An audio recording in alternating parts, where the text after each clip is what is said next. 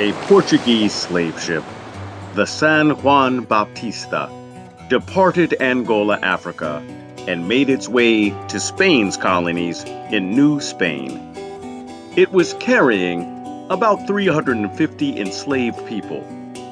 As it neared the Americas, two British ships, the Treasurer and the White Lion, approached the San Juan Baptista and attacked, robbing the Portuguese slave ship of its human cargo and gold right there on the high seas.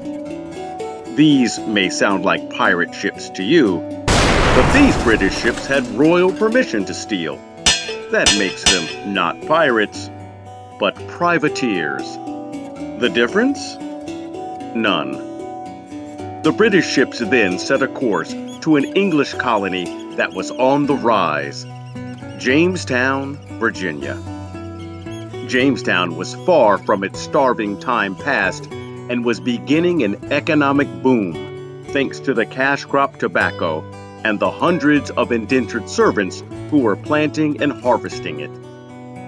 The Treasurer and the White Lion would dock at England's first permanent settlement long enough to trade some of its cargo of enslaved people for supplies before moving on to the West Indies to sell the rest of its human cargo.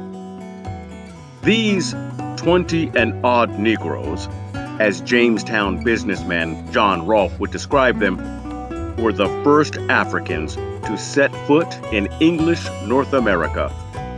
The year was 1619. English law wasn't quite ready for this moment. In these days, Christians could not be enslaved. These Africans had been baptized as Christians during their time with the Portuguese. We know that at least some of these first African people would be considered indentured servants and would find freedom within a few years.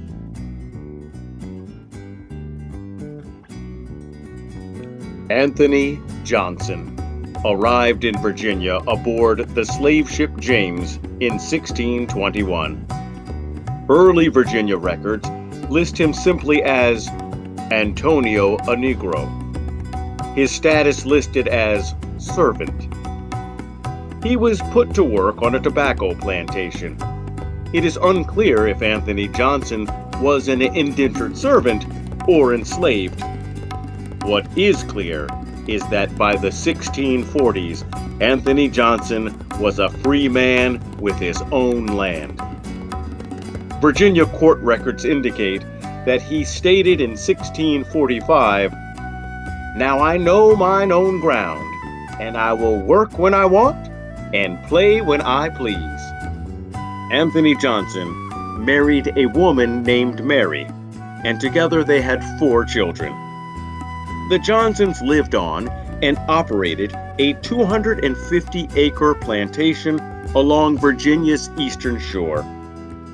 Virginia law stated that landowners would receive 1 servant for each 50-acre plot of land they owned. The Johnsons claimed 5 servants, 4 of whom were white. An African plantation owner with white servants at his beck and call? Hardly what one imagines when they think of early colonial America. Yet this was the case for Anthony Johnson in Virginia. After fire swept through the Johnsons' plantation, Johnson requested the court allow him to not be required to pay taxes while he rebuilt. The court ruled in Johnson's favor, excusing him from paying taxes. When a white neighbor named George Parker had the court free one of Johnson's indentured servants, Johnson asked the courts to re-examine their decision. The court did, and once again ruled in Johnson's favor. The servant, John Casor, was placed back on the Johnson plantation. The court ruling suggests that Anthony Johnson was a widely respected man in the colony of Virginia.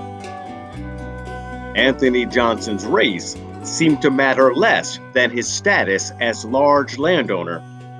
By the 1670s, Anthony Johnson passed away and left his large landholdings to his children. But by then, Virginia had begun to change. With the African population in Virginia rapidly increasing, laws were being made to restrict any glimpse of freedom for Africans in the Virginia colony. In less than 5 years after Anthony Johnson's death, the same Virginia courts that had ruled in his favor a few years before ruled that African people were alien, were separate from Virginia citizens, and therefore could not own land. Anthony Johnson's family watched as his wealthy neighbor, George Parker, took possession of all of the Johnson plantation. During the life of Anthony Johnson, Virginia laws were not clear regarding the rights and freedoms of Africans. Anthony Johnson took full advantage. But shortly after his death, it was crystal clear that Africans had no rights that needed to be respected. They were to be no more than property and placed firmly at the bottom of society.